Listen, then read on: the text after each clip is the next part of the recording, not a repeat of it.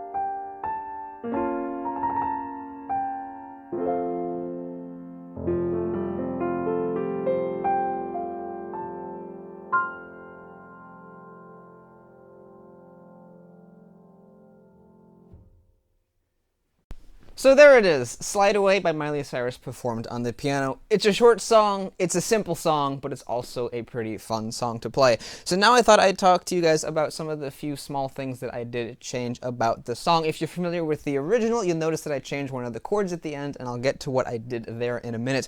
But first, let me just talk about the basic arrangement that I did on the piano.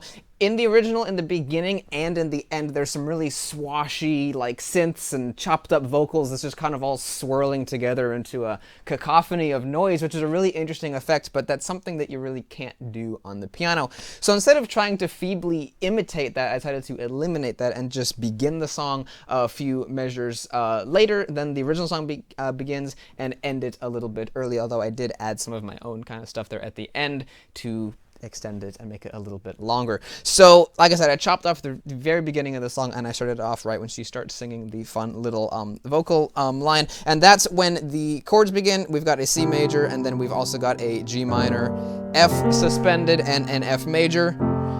And those are the 4 chords, and they repeat throughout the whole thing. So to make it sound more interesting, I decided to resort to one of my voicings that I use all the time in these covers lately, which is just like a spread voicing where I take the regular triad and I move the 3rd up an octave, which gives us the 10th, makes it sound really full. There is the one small problem though, that I can't reach it on the F sus, so I do kind of roll it, which is something that some of you guys can do if you're faced with a 10th in music and you can't play it because your hands are too small. Instead of trying to play it and not being able to, actually that chord sounds quite nice, you can instead roll it like that. So if I could only reach an octave and I can't reach any further, I can instead do something like this and let my pinky finger leave the bottom note. Anyway, it's not supposed to be a tutorial video, but I did do triads at first to kind of try to make the song kind of escalate. When I first went into the first verse, I did play triads, and then later on, once I hit the pre-chorus and the chorus, as well as the second verse and throughout the rest of the song, I did the tenths, just to kind of make the rest of the song sound a little bit bigger and more full than the very beginning of the song did. That was just a little something I changed there. The melody I basically left alone. I left everything basically the way it was. There was the one part where I did octave the right hand there just to make it sound a little bit more grand and full.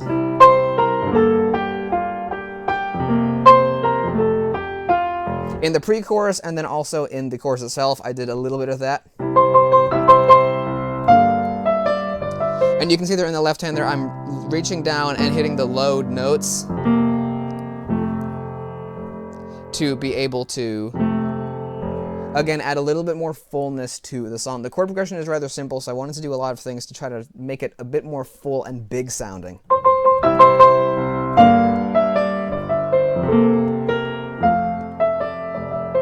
So that adds a little bit more motion to the song and makes it sound a bit more interesting. I could have tried to do, you know, broken chords, but I don't think that was exactly the sound I wanted. I wanted a loud, forceful sound, but I also wanted it to be a bit more interesting than just in the chorus of the song, so I decided to add in the low notes. Other than that, everything was basically the same as in the original song, except when it comes to the end. Like I said, the ending of the song in the original was really swashy, and I couldn't play it on the piano. So what I did for the ending of the song after the second chorus, I shifted the original, let's see, yeah, it was the pre-chorus melody.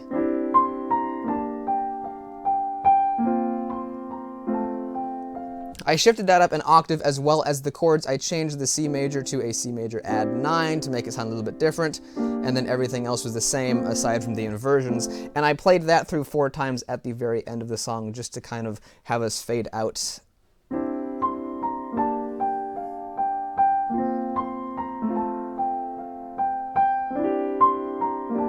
And then little ornaments every now and then. I forget exactly what I did, but it was something like that. And then the last chord in the song that I changed was this one.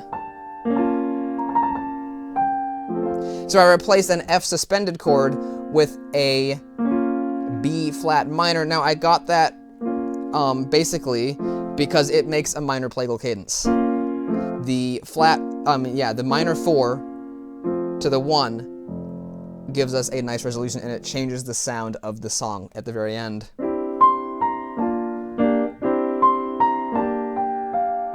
Instead of this, which sounds kind of proud, we have this, which sounds sad and confused. But it still resolves to F, and that brings us to home.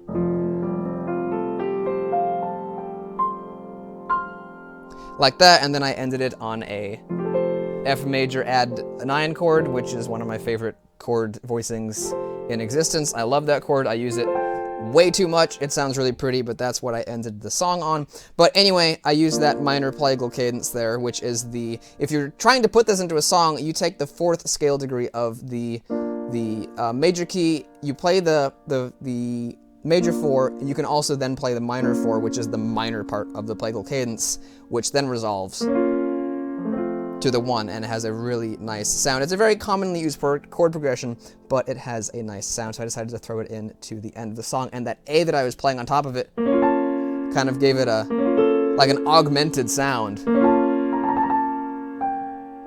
which also adds to the sadness and the confusedness of that chord, if you will.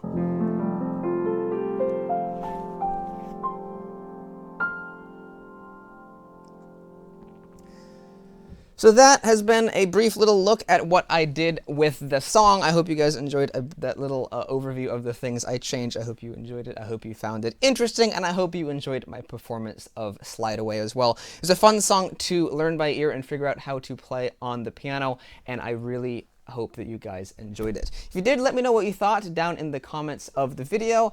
And as always, you might want to go check out my channel if you're new here. I've got lots of cool videos of pianos, organs, keyboards, and all kinds of cool musical instruments, as well as lots of covers like the one I just did. So if you enjoyed that, you might want to go check out my channel if you're new here. If you do that, thank you very much. You might want to think about subscribing. If you do, make sure to hit the notification bell. If you do all that, well, thank you very much, and I will see you in the next video. Goodbye.